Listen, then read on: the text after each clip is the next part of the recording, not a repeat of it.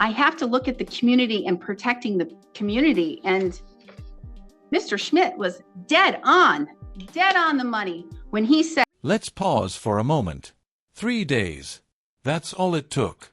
Just 3 days after being handed probation, this man was back committing crimes. Was probation ever a second chance, or just a brief pause between poor decisions? For the judge, it's not just a timeline, it's a warning about risk to the community. One that says leniency might not be working. 3 days. Within 3 days, you committed these crimes. I'm only calling the misdemeanor case at this time. We will go on the record in the matter 23 CF 214, State of Wisconsin versus Bradley Scheuer. Oh, sorry, that's the 20. I'm not calling the new case. Oh, you're not calling. No, I'm only calling the, wait, you're right, the new case. Do you want me to sit back in the? Actually, no, you're right. I am only going to call the new case. And then I will call the old case after Mr. Davis excuses himself. So start anew. We will start afresh.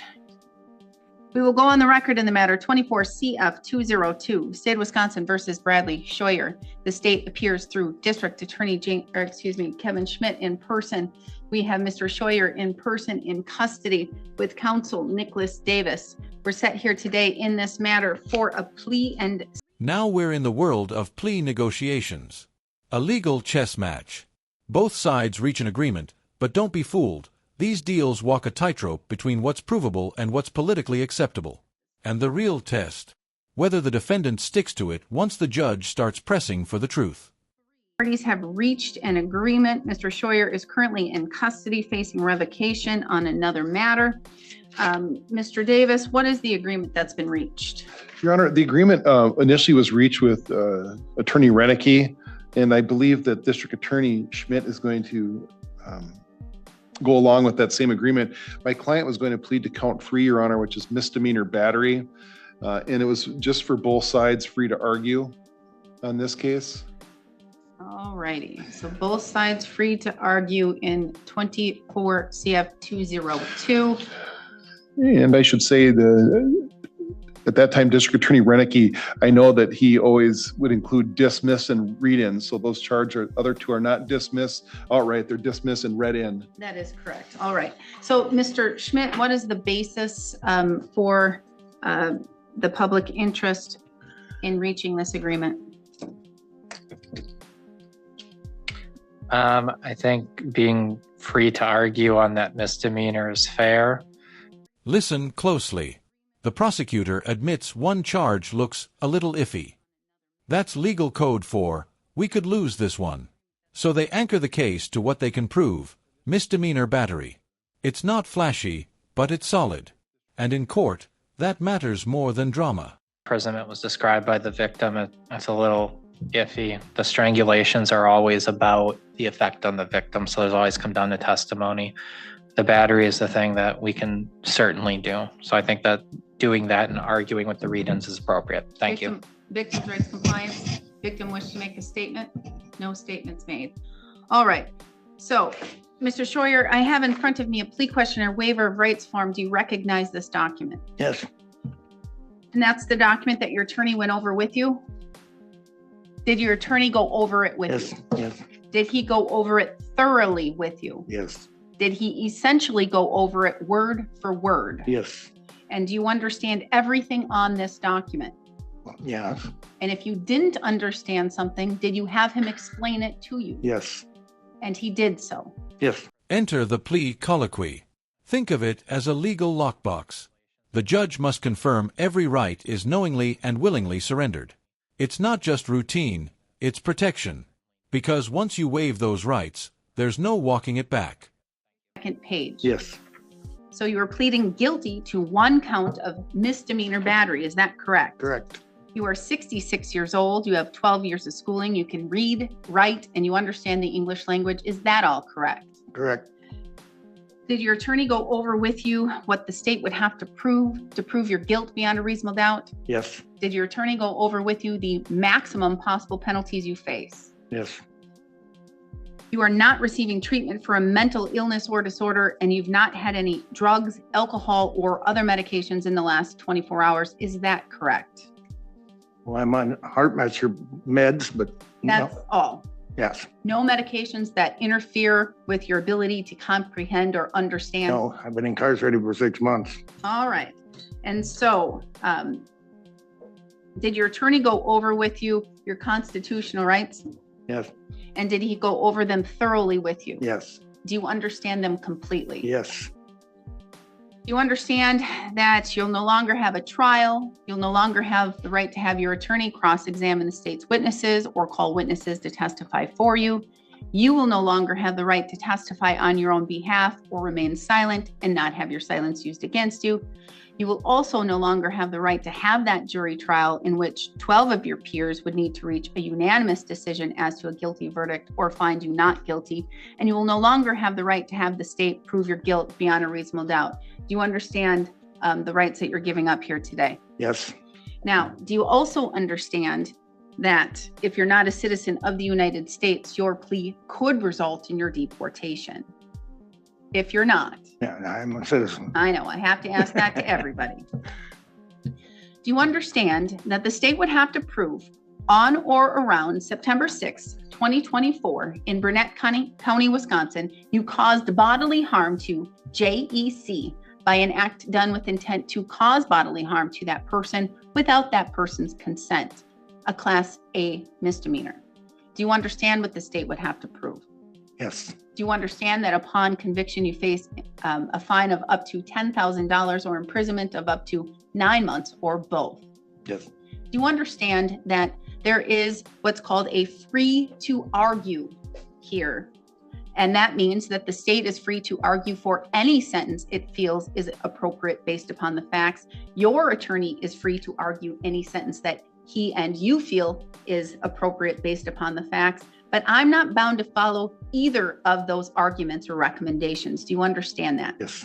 That I am free in my own discretion based upon the facts of the case, as well as the totality of the circumstances, your history, rehabilitative needs, etc., the community, to sentence you to what I believe would be an appropriate sentence. Do you understand that? Yes.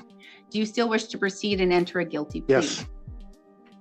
Now, did you go over the criminal complaint with your attorney? Yes. In particular, did you go over that probable cause section that basically says what happened and why you were charged with the crimes? Yes, I read it, but I don't agree with it.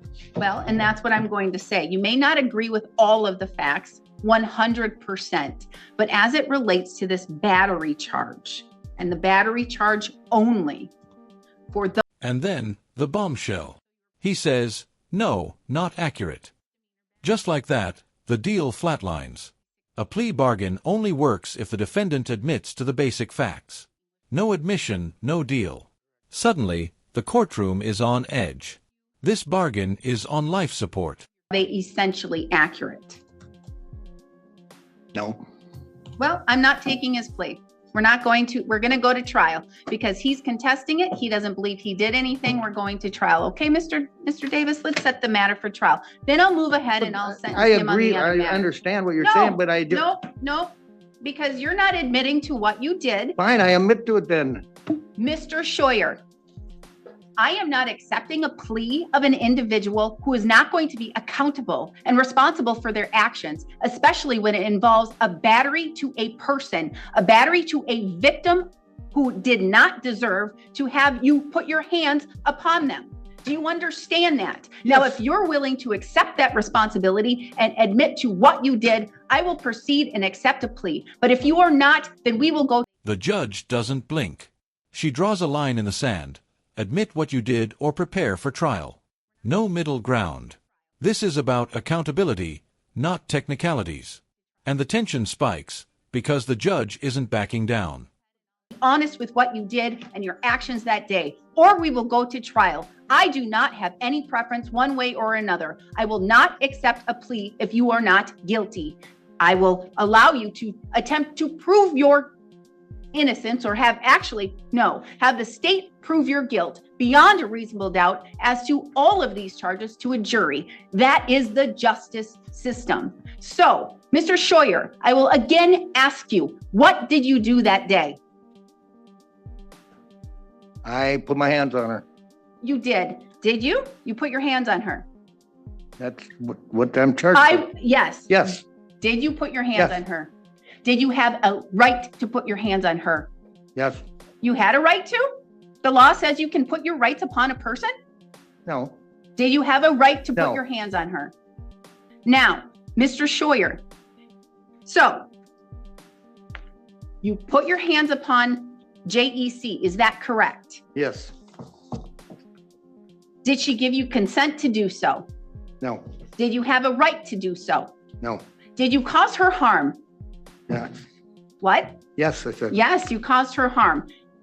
Finally, the words drop. Yes, I caused her harm.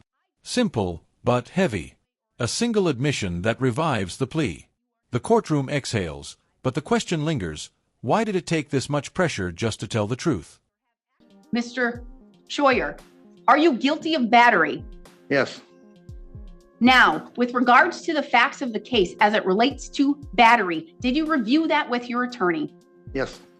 Now, Mr. Scheuer, tell me right now, those facts as it relates to a misdemeanor battery, are they not 100% accurate, but are they for the most part as it relates to battery accurate? Yes. Are you telling the truth? Yes. Raise your hand. Do you swear to tell the truth, the whole truth, and nothing but the truth, so help you God? I do. All right. Mr. Scheuer, are you telling the truth here today that the facts alleged in the criminal complaint as it relates to the misdemeanor battery are for the most part accurate? Yes. Are you stating here today that you in fact did lay your hands upon JEC? Yes. Are you stating here today that you in fact did not have consent to do so? Yes. Are you stating here today that you did in fact cause bodily harm? Yes. So, Mr. Scheuer, one last time, as it relates to the facts alleged in that criminal complaint, as it relates to battery, are they for the most part accurate? Yes. Mr. Davis, may the court use the probable cause section as well as the statements made under oath by your client to find a factual basis? I think the court has made a solid record, so I would agree with the recitation the court had with the defendant. Thank you. Thank you. Now, Mr. Scheuer, has anyone made any threats or any promises to you for you to plead guilty to this charge? No. You're doing so freely and intelligently. That means you, yourself, you're telling me that you fully understand what you're doing here today. Yes. And you're doing so voluntarily. Yes. Now, when I walked into court here today, you were making jokes, you were talking to your attorney, you were having a good time. So that's telling me that you like Mr. Davis. Yeah.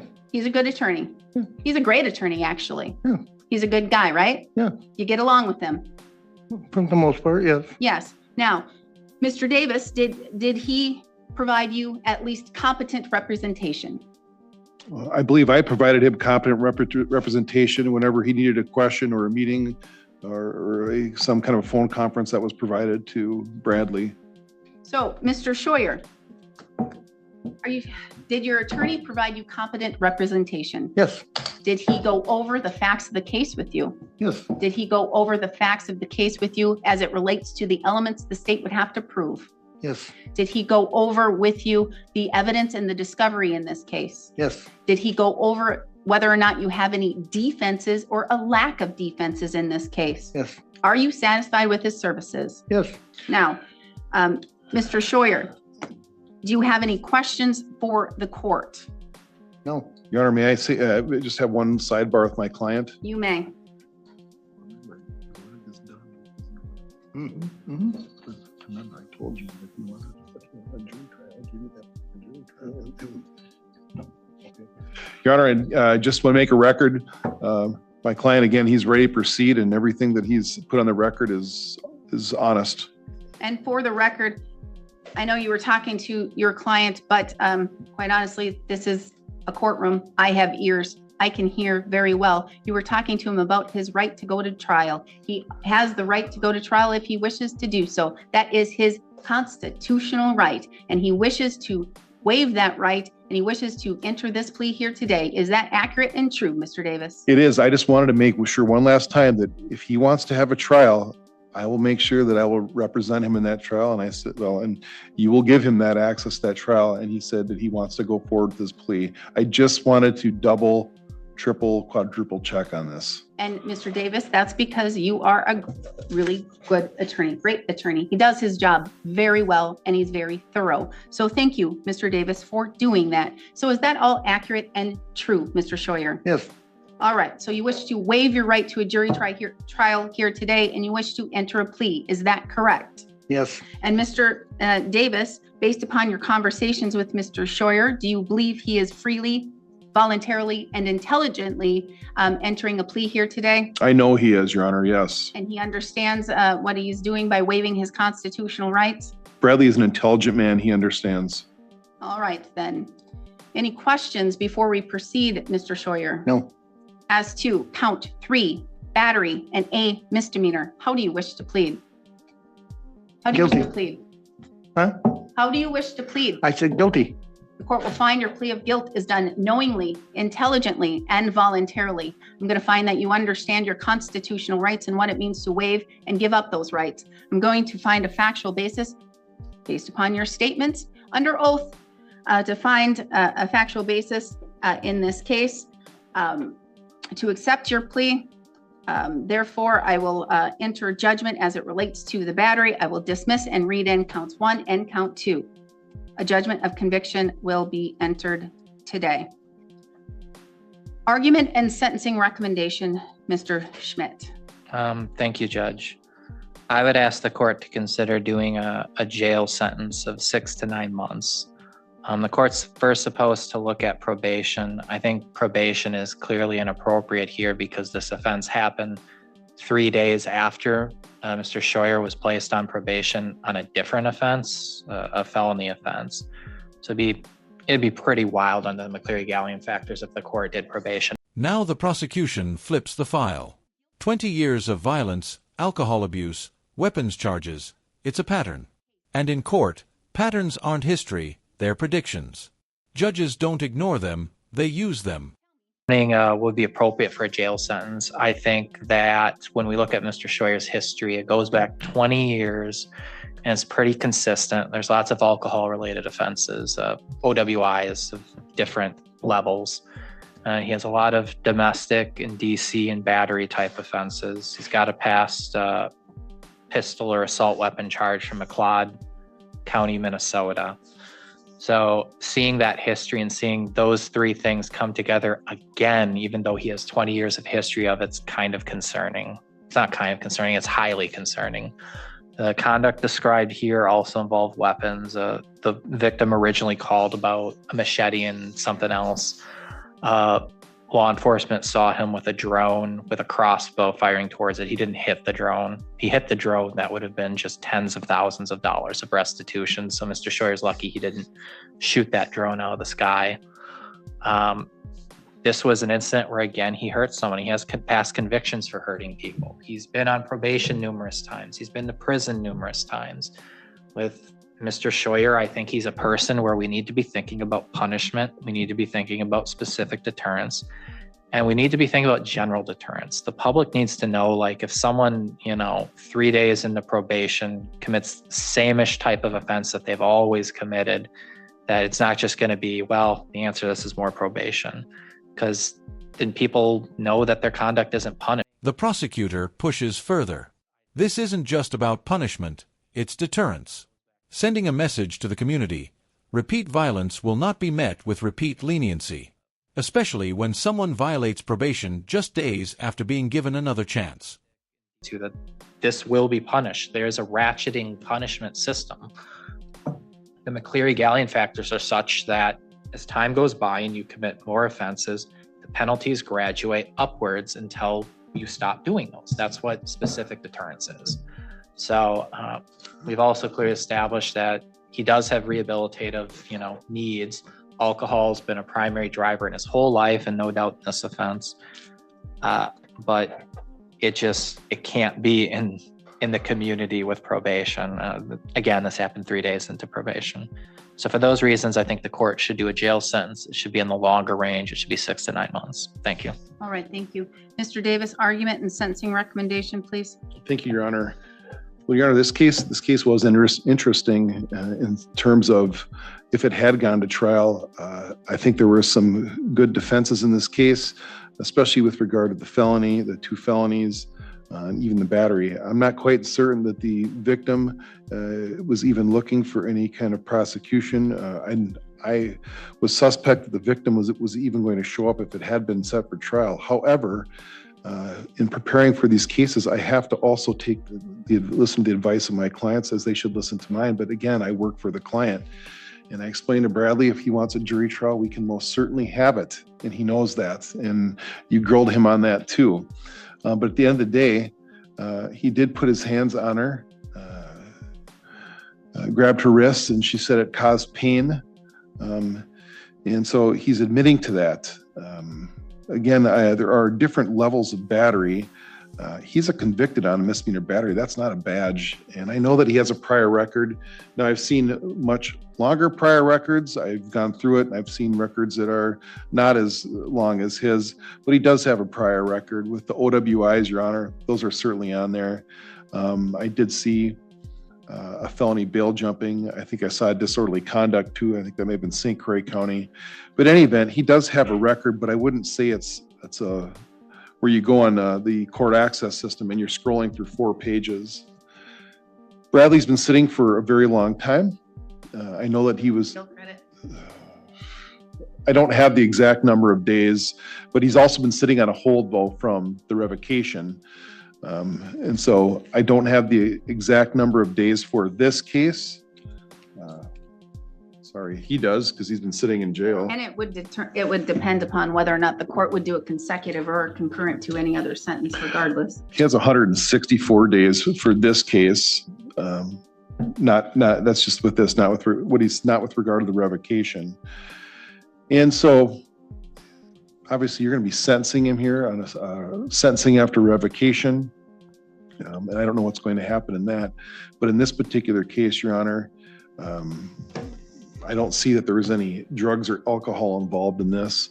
And depending what's going to happen in the other case, I was going to ask the court to consider, I was going to ask for somewhere between 30 days and 3 months. And I believe that would be time served if he was given good time. And again, I would ask the court very respectfully and politely that if whatever sentence he has, it can run concurrent to the case that you have next, Your Honor. You are aware of Bradley, you know Bradley. And when I was talking to Bradley, I get along with my client, and we've gone butted heads before, but that's what usually I do with my clients. But I can tell you he's sincere. He's not a liar, and he admits to when he does wrong. And you asked him, and he said that he did it. He was not allowed to touched her, and did it cause her pain? It sure did. And did he have the intent to touch her that caused pain? And it did. He did that. Now he's guilty of it. So I know that if he's not in jail, I know that he's able to work and be successful and take care of himself. He's not been a drain on society in terms of that. He's not a lazy man. He's not a stupid man. So I think when he's not in relationships that he should not be in, and this had nothing to do with drugs or alcohol, he's just a good person, and he means well and he does well. And this was not a relationship either. There was not a relationship between these two. That was more of a working thing. That's what's weird, is because in the criminal complaint, the probable cause, which comes from the police report, it identifies her as a girlfriend. It identifies her as something over a period of time. But this could have been something what could have occurred over multiple other incident dates. And I suspect that I'm just suspecting when Attorney Renicky was going through this and charging this out or whatever, maybe he had contact with the victim in this case, and maybe she also said I was not in a relationship with him at this time period. Well, and I will go over to the district attorney now to ask from their perspective, because I'm going to say quite clearly in the criminal complaint, which comes from the police reports, which comes from their investigation, which comes. And then comes the side debate. Was the victim really a girlfriend? In some cases, that label matters. But here, the judge cuts through the noise. Titles don't erase facts. Threats, fear, harm, those speak louder than relationship status. In this courtroom, actions, not labels, carry the weight. Victims, it states she is the girlfriend. It states that on September 6, 2024, I, Deputy Henry, was requested by dispatch to respond to 26589 Old 35 in Menon Township. Dispatch advised that probation agent Lineweber was at the residence looking into allegations that Bradley Scheuer assaulted his girlfriend, JEC, last night. And if you go down, it says in the middle of the paragraph that she was worried about further retaliation from Bradley, as he told her numerous times that he knows people and he can hurt her even if he's in prison. And where else did it say? He threatened to burn her alive in the camper. Where else does it say other things like that? But The defense agrees that that's in the complaint, but again, I don't think that she's saying that she was in a relationship with him. The only thing that I had read from it is they were investigating allegations that she was assaulted his girlfriend. Schmidt? I'm the one who charged it. The reason it doesn't have the domestic abuse surcharge is boyfriend, girlfriend is not something that creates the domestic abuse surcharge in Wisconsin. It's whether they're married or reside together or have children together. Being boyfriend and girlfriend does not make it a domestic abuse offense in Wisconsin. That is why I did not.